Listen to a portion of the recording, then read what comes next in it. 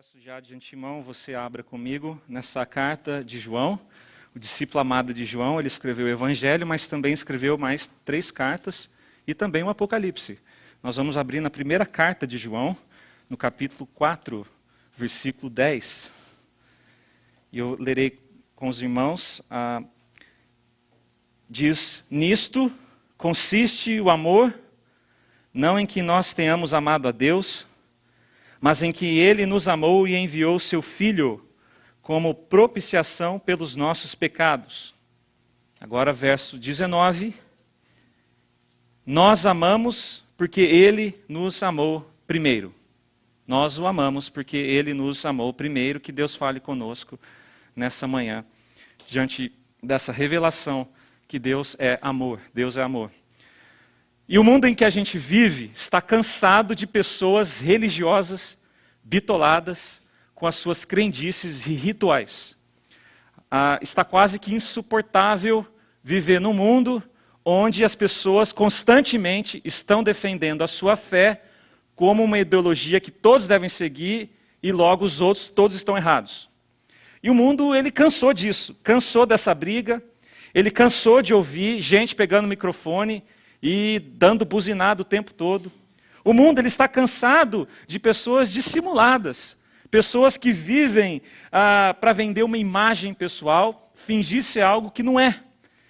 O mundo ele está saturado de relações artificiais, ele está cansado das articulações falsas, principalmente de políticos.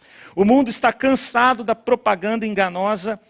O mundo, na verdade, está exaurido dessas brigas ideológicas, gente atacando uma outra, disputas políticas e até religiosas que não levam a nada, a não ser o descaso ao semelhante, ao prejuízo social, à regressão humana.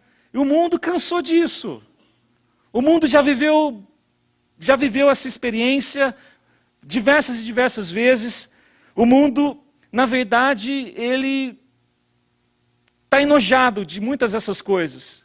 O mundo ele quer uma experiência de alguém que vive uma vida autêntica.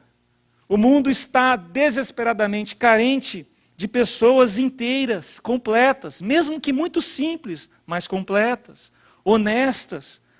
Pessoas que estão apaixonadas de coração por uma causa que é maior do que ela, por uma causa que transcende ela mesma. Pessoas que vivem uma causa que vale a pena ser vivida e vivem honestamente, autenticamente, singelamente. O mundo carece disso.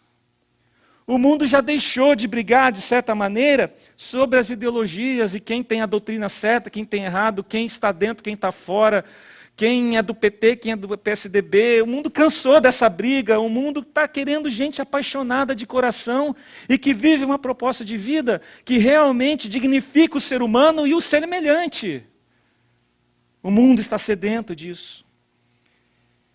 E o Deus das Sagradas Escrituras também não está com boa fama nesse mundo, porque nós mesmos que falamos no nome dele, temos apresentado um Deus alheio, um Deus diferente, um Deus esquisito, um Deus que parece que vem somar com aquilo que o mundo já está cansado de ouvir. E dentre alguns fatores, Deus é motivo de escárnio no mundo por causa de nós também. Nós somos responsáveis também de fazer Deus um escárnio no mundo. E dentre alguns, temos interpretado ele, por exemplo, de maneira equivocada, e a gente age de maneira leviana porque interpretamos ele assim, e o nosso testemunho, consequentemente, também é de um Deus assim, um Deus desgraçado, um Deus grotesco, um Deus que veio para somar fardo no povo, na humanidade que já está cansado. E se a fala religiosa já não bastasse, nós falamos em nome de Deus que todos aqueles que não vivem conforme a vontade de Deus, os ímpios e os pagãos e aqueles que escolhem o caminho moral alternativo hoje, o do homossexualismo, ou enfim, seja lá seu estilo de vida, se você não vive conforme os padrões dele, você vai sofrer a mão dele na sua vida. E para o mundo que está bem cansado, essa alternativa também já cansou demais.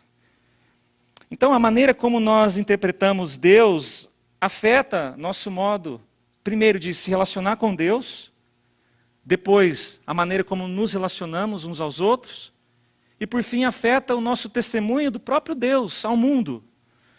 E a maneira como percebemos e discernimos Deus muda a nossa história de vida. As nossas relações, as nossas conversas, a maneira como nós conseguimos interagir com aquele que pensa diferente de nós, com aqueles que não fizeram as mesmas escolhas morais que eu fiz e, portanto, eu não me acho no direito de impor as minhas escolhas sobre eles. Nossa conversa muda. E se Deus para nós for apenas aquele que do céu, Ele demanda de nós atitudes e comportamentos certos, que a nossa religião certifica que estamos seguindo, então o nosso testemunho dele ao mundo será aquilo que o mundo já está cansado de ver e ouvir, que é vidas religiosas, vidas dissimuladas. Porque se por fora nós conseguimos muito bem negarmos que somos iguais aos demais, nós somos diferentes, e que nós persistimos em nos apresentar como crentes resolvidos e santarrões, nós por dentro sabemos que escondemos nossas próprias perversões e nossas decepções embaraçosas. E o mundo está cansado de gente dissimulada. O mundo quer gente autêntica, gente dizendo, eu sou como você, eu sofro como você, eu tenho as mesmas crises que você, e talvez até pior. Não tem nada resolvido na minha vida, a minha religião não me leva a lugar nenhum, a não ser me sentir com mais fardo e peso. E eu entendo o que você está falando. O mundo precisa de gente dialogando assim. Porque nós não nos resolvemos, meus queridos. O discurso ideológico não resolve ninguém. O partido político não resolve ninguém. Não resolve. Então a maneira como interpretamos Deus afeta nosso modo de se relacionar com Ele, com o próximo e, por fim, o nosso testemunho dele no mundo. E hoje eu vou falar de mais um pressuposto em que nós temos que conviver dentro do nosso ambiente religioso evangélico, dessa figura fantasiosa que inventamos sobre Deus, que construímos na nossa mente e que, às vezes, sem nos conscientizar, é a maneira como estamos nos relacionando com Deus e apresentando Ele ao mundo. Do pressuposto de que Deus é um ser hostil. Deus é um ser hostil.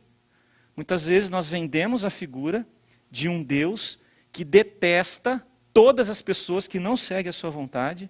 Ele odeia os ímpios e os pagãos. E eu não sou, então não sou, então ele me ama. Os outros ele odeia.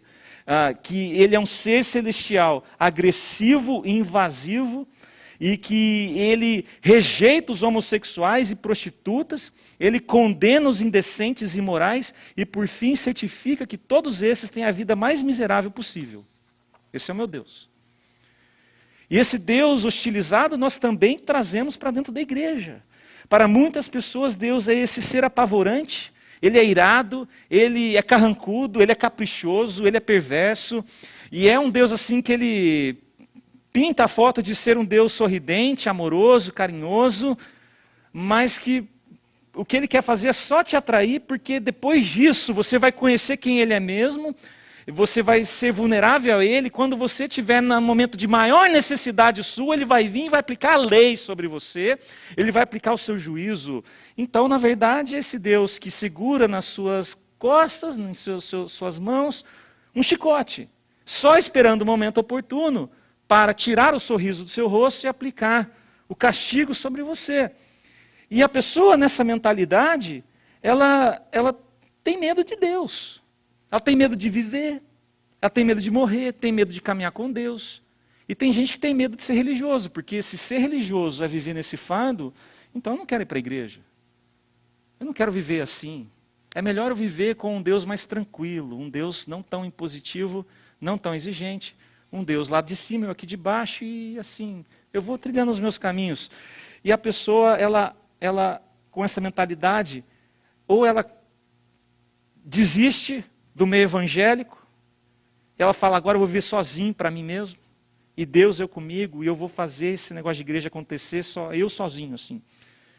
Ou ela se agarra totalmente à religião, ela se agarra aos seus deveres religiosos, ela fala, não, com força de vontade, eu vou conseguir agradar o Senhor, com determinação, eu vou conseguir me colocar numa condição onde Deus vai derramar o seu favor sobre mim, e eu vou tentar essa vida. E eu acho que todos nós já passamos por esse dilema, ou pelo menos pensamos sobre isso. Porque quando nós tropeçamos, caímos em pecado, quando a gente leva um tombo na vida, o que é típico da religião nossa dizer é o seguinte: Senhor, eu prometo, olha, eu prometo, Senhor, por favor, prometo que eu não vou cair mais. Olha, eu prometo que eu vou me esforçar mais, Senhor. Por favor, não desça a sua justiça assim sobre mim agora. Me dá uma chance, da próxima vez o Senhor vai ver que eu vou me esforçar mais.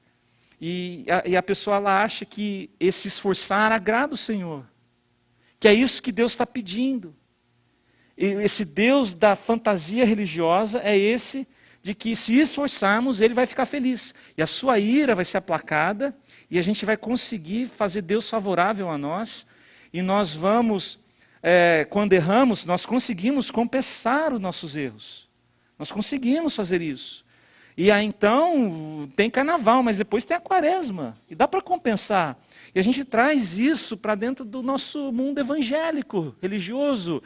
E a gente erra com Deus e a gente vem com essa fala: Senhor, eu prometo que eu vou me esforçar mais. Mas antes mesmo de terminarmos essa reflexão para Deus, a nossa própria consciência já nos acusa que da última vez também já tínhamos prometido isso a Deus e cá estamos, não cumprimos. E antes mesmo de terminar a nossa confissão a Deus, a nossa promessa a Deus, a gente já sente culpado e desacreditado, tanto em nós quanto em Deus, que é capaz de nos perdoar por esse estilo de vida que a gente promete, mas nunca cumpre. Então, nós carregamos, muitas vezes, um Deus hostilizado pela cultura religiosa. Nós permitimos esse Deus fazer parte da nossa percepção dele. E nós começamos a interpretar a vida e uns aos outros assim. Muitas vezes, nós transferimos para Deus sentimentos que tivemos de nossa relação paternal. Por exemplo, se o seu pai sempre foi ausente na sua vida, era um pai que nunca foi capaz de se alegrar com você, era um pai que quando via você, ele conseguia achar defeito e dizer no que você precisava melhorar. Era um pai que você não tinha como agradar esse pai, porque ele sempre tinha expectativas muito mais elevadas que a sua. Ele nunca conseguiu olhar para você e sorrir para você. Ele parecia sempre insatisfeito, durão. Se essa é a sua experiência paternal, de um pai sempre durão, agressivo, exigente, bem provável será também a sua tendência de enxergar Deus. Um Deus assim, que ele não está satisfeito com você. E você tem que se virar nos 30, todos os dias, para tentar impressionar ele em alguma coisa. E aí então vem a fala da fé. Nós queremos impressionar Deus com fé. E nós ficamos achando que Deus está pedindo isso de nós. Para você, Deus é uma figura que precisa, talvez, ficar ausente no seu dia. Porque é melhor Deus ausente do que presente. Porque quando ele aparece, o negócio está feio. Quando ele aparece, é para aplicar o juízo dele, aplicar a correção, e porque talvez era assim na sua casa. O seu pai não está nos momentos de lazer com você, mas para pegar a varinha, ele está bem lá, presente. E você não consegue ter intimidade com Deus. Eu não quero ter intimidade com Deus, eu quero que ele fique longe. E que não apareça. Eu prefiro viver assim. Só que esse não é o Deus do Evangelho. Esse é um Deus que construímos com a cultura religiosa. Esse é uma figura fantasiosa que nós criamos. Já ouvi histórias, por exemplo, talvez isso já aconteceu na sua casa. As crianças fazem aquela baderna em casa, faz aquela bagunça pronta, legal. O pai não está presente. A mãe segura as pontas, só que a mãe não tem muita autoridade. Ela fala assim, mas deixa só quando o pai chegar. Deixa só quando ele chegar. E as crianças, não, mamãe, o pai não. O pai não, mamãe, não fala para ele não. Não fala para ele, mamãe. E aí o pai chega, as crianças, elas ficam apavoradas. Elas ficam afugentadas, vão se esconder no quarto. E elas ficam torcendo para que talvez hoje o pai esteja com um pouquinho de bom humor. E muitas vezes nós nos relacionamos assim com Deus. Nós vamos a Ele, achando que Ele já está em desaprovação conosco. Torcendo para que hoje pelo menos um pouquinho de bom humor esteja com Ele. Para que eu não sofra as consequências daquilo que eu fiz. E se Deus fosse essa figura de um pai durão, exigente e ausente, você gostaria de ter intimidade com Ele? Eu não. Ele é o Deus que quando aparece é porque a coisa está ruim. É melhor Ele não aparecer. É um Deus que Ele fica me cobrando, Ele fica me fiscalizando, Ele fica com ali a prancheta das regras, vendo se no final do dia eu conseguir cumprir que pelo menos a maioria. Porque dessas vai compensar que eu não cumpri. Aí eu sinto um pouco melhor. É um Deus que a gente, quando faz o que é perfeito, não fez mais do que obrigação. Então a gente está bem. Mas se a gente errar, der um deslize, a gente nem consegue mais vir com a fala, eu prometo. Você já, por exemplo, já ouviu, né? Tem canções assim, já dissemos assim para as crianças, que é cuidar dos olhinhos com que vê, cuidar das mãozinhas onde pega, cuidar dos pezinhos onde vai. Porque Deus está olhando. Deus está vendo. Deus está vendo o que você está fazendo. Ele está com uma lupa enorme, ali lá do céu, e Ele olha todos os detalhes, até aquilo que você não sabe, Ele vê, da sua vida. Então, é melhor você se comportar. Agora, uma pergunta. Seria essa a motivação que Deus quer de nós? Que nós o amemos, o adoremos, baseado no medo de que Ele está vendo tudo. E se eu deslizar, Ele vai vir. E não vai ser legal. E talvez nós deveríamos ensinar as crianças diferente. Talvez nós deveríamos trazer a mentalidade do Evangelho. Se Deus é assim, esse Deus exigente, carrasco, fiscalizador, é difícil Ele ter meu coração. Eu vou pensar que Ele quer meu comportamento, Ele quer minha atitude. E se eu conseguir viver assim, na cartilha religiosa, eu vou fazer Deus mais ou menos razoavelmente feliz comigo. E tá bom, não vou esperar muito. E eu vou viver nessa. No sentimento de aprovação, rejeição, culpa, medo, o tempo todo vivendo dessa maneira. É uma angústia religiosa. E se eu nunca vou conseguir fazer Deus feliz, para que tentar então? É o que muitos pensam. Se Deus tem essa expectativa de mim, e eu já caí diversas vezes, já prometi e não cumpri, para que tentar? Eu vou seguir minha vida, é mais fácil. Se Deus é muito pesaroso comigo, se Deus Ele me mede o meu valor, o meu significado, baseado no meu comportamento, então, de cara, eu já não mereço Ele, já não sou filho dele, talvez eu nunca fui convertido, e esse negócio aqui não é para mim. Religião não é para mim. Quantas pessoas já não disseram isso? Quantas pessoas já não passaram por esse sentimento? E, gente, o que nós fizemos com esse Deus? O que nós fizemos com Deus de todo amor, de toda graça? Esse Deus que criou a terra com todas as dádivas e certificou que a sua presença estivesse lá. E mesmo quando nós viramos as costas para com Ele, Ele certificou de achar um caminho para a restauração à sua presença por meio do Filho Jesus Cristo. O que nós fizemos com esse Deus? Nós o transformamos num diabo. Que vem para nos acusar. Que vem para nos diminuir. Que vem apontar o dedo na nossa cara e dizer que estamos errados. Mas eu tenho uma boa notícia para você hoje. Esse não é o Deus do Evangelho.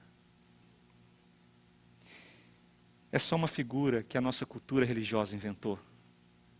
E que o mundo está cansado de ouvir.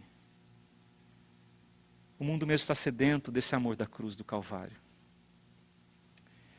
E por causa dessas fantasias que construímos de Deus, nós nos afugentamos de sua pessoa e nós nunca descobrimos o seu amor para nossas vidas. Levamos o nome de evangélico, mas nós não temos uma experiência com o Deus do Evangelho. E a maneira como pensamos acerca de Deus muda tudo em nossa vida. Nós pagamos muito caro pelos nossos pressupostos equivocados a respeito de Deus. É muito caro, custa caríssimo.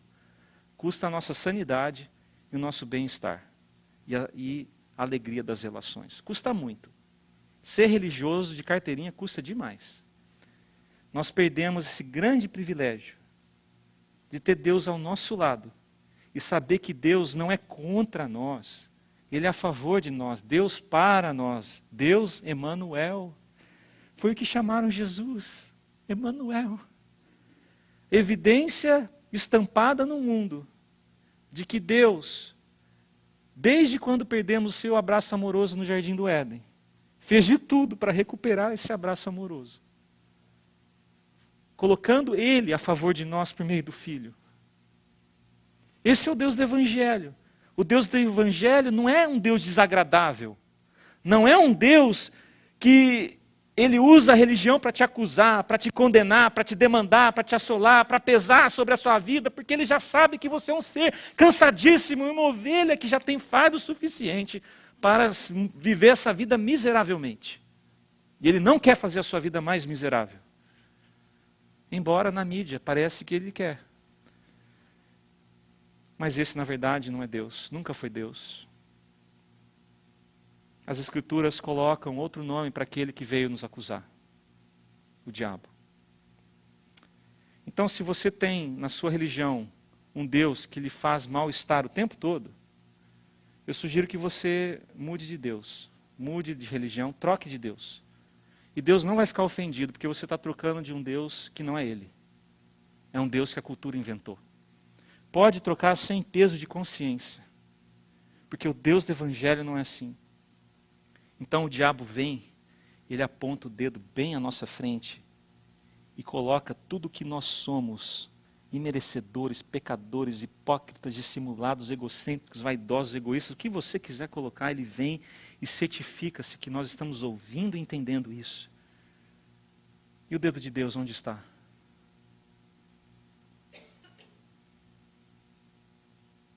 Na cruz do Calvário. O diabo aponta o dedo ao nosso rosto. E o dedo de Deus onde está? Na cruz. Então, quando o diabo apontar o dedo para você, deixa, fala assim, ó, Deus está apontando para a cruz. Deus está apontando o seu dedo constantemente, dia a dia e eternamente na cruz do Calvário. Esse é o nosso Deus. Esse é o Deus do Evangelho. Então, a cruz de Cristo é a demonstração de que Deus não está preocupado em mudar nosso comportamento. Isso é consequencial. Deus, Ele quer conquistar o nosso coração. A religião nos faz pensar que se comportarmos da maneira adequada, conforme nos ensinou desde a escola bíblica dominical, nós seremos os crentes que Jesus fica feliz. Mas Jesus nunca pediu isso. Jesus nunca pediu o comportamento certo. Ele pediu coração conquistado, coração entregue. E a cruz de Cristo é esse convite. Não para nos comportarmos direitinho, porque Papai do céu está lá do céu olhando, mas para nós entregarmos esse amor que nos constrangeu. O Evangelho é um convite de conquista, não de imposição. É por isso que sempre foi uma escolha radical, tudo bem, mas é uma escolha, não é uma imposição. E tem de ser uma escolha. Então, quando Deus aparece em sua vida, o que você acha que Ele tem em suas mãos? Pensa na sua vida, pensa até naquele dia péssimo, que você nem gosta de lembrar, porque você transgrediu contra o Senhor, ficou culpado, e foi horrível aquele dia. Pensa nesse dia. O que você acha que Deus estava segurando na sua mão? Porque a religião vai poder dizer o seguinte, ele estava com a prancheta, meu querido, com todos os seus erros. E aquele ali, ele destacou em negrito ali, ó, sublinhou, estampou no seu rosto, falou assim, miserável. Hipócrita, vai cantar lá domingo, agora peca aqui, miserável. Ou você acha que Deus talvez esteja com um cabresco, segurando assim a sua boca, e fala assim, agora vai virar para a esquerda, agora para a direita, eu que mando aqui. Vai frear agora, não vai fazer o que você está pedindo, não vou, eu que mando, eu sou Deus. Sabe o que o Deus do Evangelho tem em suas mãos? As feridas dos cravos. Eu te amo. Eu não sei o que nós fizemos com esse Deus. Nós nos transformamos num diabo que vem para nos assolar, nos culpar, e se eu não estiver fazendo os rituais, os sacrifícios certos, o pastor está falando de oferta, se eu não ofertar, o negócio vai cair sobre a minha vida. Eu não sei o que nós fizemos com esse Deus. E a palavra de Deus fala assim: nisto consiste o amor, não em que nós tenhamos amado a Deus. Antes mesmo de nós termos tido qualquer ato de entrega, de condição de responder até a Deus, Deus já nos amava. Já estava no seu coração. Antes de nos formarmos, Ele já decidiu eternamente nos amar. E não há nada do que você possa fazer de mais ou de menos que vai fazer Deus te amar mais ou menos. Ele te ama. Ele te ama. Então, o João ele está certificando o seguinte para nós: olha, entenda que o amor de Deus nunca foi negociável. E a cruz de Cristo certificou de uma vez por todas isso. Então, meus queridos, Ele não está esperando você amar para depois Ele amar, Ele já te ama. E você só vai conseguir amar Ele por causa disso. Nós o amamos porque Ele nos amou primeiro. Então o Evangelho é a revelação graciosa de Deus, de que Ele já não veio aplicar o peso da lei sobre nós, que estava colocado sobre o povo de Israel. E mesmo assim, Deus em graça concedendo oportunidade para que esse povo se arrependesse por meio de um sacrifício que haveria de vir, que é Jesus. Deus não está mais aplicando a lei. Deus está aplicando o quê? O resgate amoroso da cruz. Isso Ele está aplicando hoje. E é isso que as pessoas e o mundo está precisando ouvir. Que Deus está aplicando o poder da cruz sobre a humanidade. O versículo de João 3,16 não é porque Deus amou o mundo de tal maneira que deu seu Filho unigênito para que todo aquele que nele crê não pereça, mas tenha vida eterna. E quem não crê vai descer o cacete, vai odiar e vai jogar no inferno rindo. Esse não é Deus. O Evangelho é a revelação graciosa de Deus de que desde o começo sua intenção nunca foi nos condenar. E de que quando Deus perdeu aquele abraço do ser humano lá no Éden, Ele já pensou na cruz do Calvário. E falou: eu vou reconquistar esse abraço. Porque eu amo abraçar os meus filhos. Eu amo abraçar a humanidade. Eu amo a humanidade. Eu dou tudo para a humanidade. Eu dou minha vida por ela. O Evangelho é a revelação graciosa de que Deus não está contra nós. Olha Colossenses, como que Paulo ele constrói essa percepção de que um Deus que está reconciliado conosco. Veja, Colossenses, capítulo 1, versículo 19. O apóstolo Paulo ele chega e fala: olha, pois foi do agrado de Deus que nele, em Jesus Cristo, habitasse toda a plenitude, por meio dele reconciliasse consigo todas as coisas, tanto as que estão na terra quanto as que estão no céu, estabelecendo a paz pelo seu sangue derramado na cruz. Se Deus nos reconciliou em Cristo, nós não precisamos mais ficar brigando ou negociando com Deus. Acabou. Não tem mais conversa, já está reconciliado, meu querido. Não é mais sacrifício, não é mais peso de consciência, não é mais lei. Já está reconciliado. E nós precisamos viver essa realidade. O céu não faz mais esse requerimento.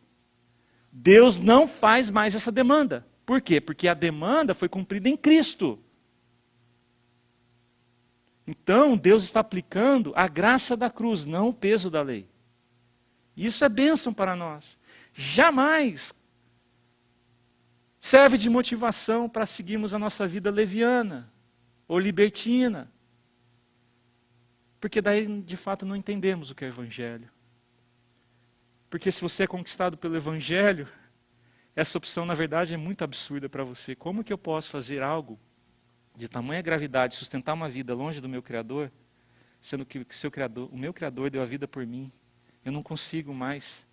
Olha, eu vou falar, crente, ele peca, mas quando ele peca, ele é miserável. Ele fala: nossa, por que eu pequei? Eu sou tão burro. Ele não consegue nem pecar legal, não é? O incrédulo, ele peca gostoso, assim, ó, né? fica lá. Também é o inferno, mas ele tá bom, enquanto está durando, mas o crente que está olhando a cruz, ele peca, ele fala, o que eu estou fazendo? Ele não consegue se manter no pecado, ele não dá. Até se ele tentar, ele não consegue, ele tem o Espírito Santo dentro dele, o movendo, o agindo para viver diferente. Isso é maravilhoso, meus queridos. É algo que a lei jamais conseguiu colocar no coração de Deus e que Deus prometeu no Antigo Testamento para nós. Versículo 21 de Colossenses fala: antes vocês estavam separados de Deus em suas mentes, eram inimigos por causa do mau procedimento de vocês. Mas agora Ele os reconciliou pelo corpo físico de Cristo, mediante a morte, para apresentá-los diante dele santos, inculpáveis e livres de qualquer acusação, desde que continuem alicerçados e firmes na fé, sem se afastarem da esperança do Evangelho, que vocês ouviram e que tem sido proclamado a todos os que estão debaixo do céu. Então, eu volto a dizer, se o seu Deus lhe faz sentir mal o tempo todo, fica jogando culpa em você o tempo todo, eu sugiro você abandonar esse Deus. Eu sugiro que você vire um ateu para esse Deus religioso. Não acredito mais nesse Deus. Vire ateu. Imagina um irmãozinho chegando na célula, falou, eu queria contar uma bênção aqui, um agradecimento, eu abandonei Deus na minha vida. Como é que é, irmão? Abandonei Deus. Não, mas isso não é bênção. Não, eu abandonei o Deus da minha religião. Eu abandonei esse Deus que fica cobrando de mim ritual, sacrifício, esperando que eu compense meus erros. Abandonei. O meu Deus agora é o Deus do Evangelho. Esse é meu Deus. Eu queria trazer esse agradecimento que Deus me libertou desse Deus fantasioso, que fizeram lavagem cerebral sobre mim a respeito. Amém, irmão. Que testemunho lindo. Deus do Evangelho nos liberta. Deus não quer apenas nossos comportamentos certos. Ele quer edificar um santuário interior em nosso coração. Santuário interior em nosso coração. Então, quem genuinamente segue a Jesus, a cruz do Calvário, não basta, ele não consegue ficar bem só porque comporta certo. O cara, ele quer mente transformada, coração transformado, motivação transformada. Os irmãos falam, irmão, lá é uma bênção, olha só que bênção. Eu falo, não, eu quero tudo transformado. Deus sabe meu coração, sabe minhas motivações, é esse o caminho. Me restaura, Senhor, daquilo que nenhum homem consegue medir, mensurar, é isso que eu quero. Quem segue a cruz do Calvário vive num parâmetro muito maior, muito acima do que regras, leis e comportamento. É que é coração, ela quer, na verdade, o que o mundo está sedento. Pessoas autênticas. Pessoas que vivem inteiras. Que fala algo aqui, mas também vive algo aqui. O mundo está sedento de pessoas, na verdade, que amam a cruz do Calvário e são honestas consigo mesmos. E seguem esse caminho na simplicidade, tão somente seguindo a cruz do Calvário. O resultado de quem vive uma vida assim, meus queridos, essa semana eu ouvi alguns pregadores que eu gosto de ouvir. Eu fui mais uma vez tão consolado por homens de Deus que vivem uma segurança de significado de vida inabalável por causa da cruz de Cristo. Porque quando nós conhecemos o Deus do Evangelho, revelado na pessoa de Jesus, nós finalmente descobrimos quem somos. Finalmente. E nós conseguimos descansar em quem somos. Tudo bem, Senhor. Por quê? Porque agora somos filho dele. Somos aceitos, somos aprovados nele. Nós finalmente conseguimos encontrar o significado de nossa existência. E nós estamos seguros nesse significado. E esse é um dos grandes privilégios de conhecermos a Deus. Quando encontramos a Ele, nós nos encontramos. Deus, Ele não veio retirar de nós a nossa identidade. Ele não veio oprimir quem nós somos. Não veio retirar de nós o existencialismo da vida que se vive bem. Ele não veio mexer nisso, Ele veio completar isso. Ele veio sustentar isso. Ele veio ser isso. E a pessoa que vive segura assim, ela tem a consciência que Deus a chamou, que ela está no lugar certo, de que ela tem que fazer exatamente o que ela está fazendo, e mesmo que segundo as categorias e de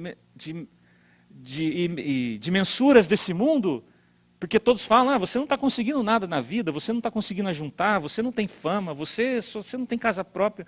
A pessoa está absolutamente segura de si mesma, que ela está na melhor vida possível que ela poderia estar vivendo, porque ela está com Jesus, ela tem a sua vida ressignificada na cruz do Calvário. Quem não tem é óbvio que vai procurar outros padrões de medida, mas essa pessoa, ela acha e vive convicto o tempo todo que está no lugar certo, que mora no lugar certo, que vive no contexto certo, e por causa disso, agora ela não tenta mais imitar a sua vida com a de ninguém. Ela tem significado pessoal.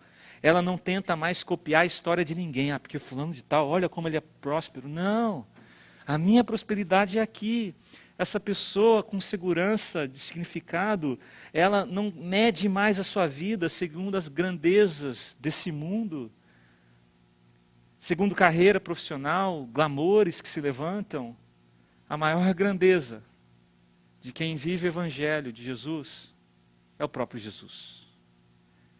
E a maior grandeza humana é descobrir Jesus. Essa é a maior grandeza humana. Seremos homens completos quando virmos e nos relacionarmos com aquele que foi homem completo. E uma pessoa que anda consciente e segura desse seu significado com Deus, ao invés de ela tornar um narcisista, essa pessoa voltada para si mesmo, com a sua autoimagem, ela se torna uma pessoa outra, que esse mundo não entende, que esse mundo está carente. Ela se torna uma pessoa desprendida. E desprendida de si mesma, ela vive um propósito existencial invencível, que ninguém consegue tirar, ninguém consegue mexer. Ela não está nas mãos de nada e de ninguém, essa pessoa. Ela está tão somente na cruz de Cristo. Ela não está nas mãos do que os outros vão falar dela. Ela não está nas mãos de sistema político ou religioso. Ela não está nas mãos dos ladrões. Ela está nas mãos de Jesus. As pessoas veem ela passando, querem mexer com ela, agredir ela, e ela até pode sofrer isso. Mas o seu significado está absolutamente seguro. Nada abala isso.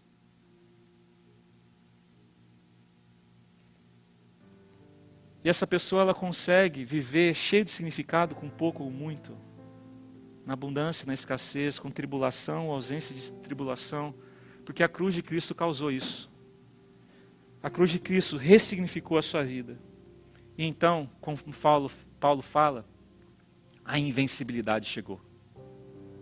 A invencibilidade chegou para aqueles que abraçaram a cruz do Calvário e entenderam que nada vai nos separar nunca mais desse amor de Cristo, nosso Senhor. Ou seja, somos mais do que vencedores. Paulo ele fala, nem o diabo, nem principados, nem potestades, nem altura, profundidade, largura, nada. Tribulações, perseguição, nada vai nos separar dessa segurança que temos no amor de Cristo Jesus por nós e que ressignifica a nossa vida momento a momento. De modo que a gente pode até abrir os braços e falar, Senhor, pode ser que a qualquer momento saia da Coreia do Norte uma bomba atômica. Pode ser que a qualquer momento alguém entre na escola da minha filha com uma arma na mão. Pode ser que a alegria que o Senhor me deu de ter uma filha vindo a esse mundo, eu tenha de transformá-la na paz de enterrá-la. Mas a minha segurança está no Senhor. O meu significado de existência está no Senhor. O Senhor dá, o Senhor tira. E a cruz do Calvário é o meu lugar de amparo. É a minha âncora segura, onde eu mergulho na experiência do seu amor. E nada vai me separar desse amor. Que me matem, vou morrer amando. Segurança inabalável. E se existem vozes assim no mundo, de pessoas que vivem o Evangelho, o mundo fica surpreso. O mundo fica admirado e o mundo para. E o mundo fala: que homem é esse? Como ele consegue? Como isso é possível? E esse que vive assim diz: por causa de Jesus. Ele viveu assim entre nós e nos dá todo o poder para também assim nós vivermos como ele viveu. E esse é o nosso testemunho. Deus é hostil? Olhe para a cruz. Olhe para as feridas dos cravos em suas mãos. Quebremos as pressuposições erradas do qual o mundo está cansado de ouvir. E demos a verdade do puro evangelho do amor de Jesus Cristo, a começar nas nossas vidas. Amém. Pai, muito obrigado pela tua palavra maravilhosa, grandiosa. Pelo teu toque, Pai, em nossas vidas.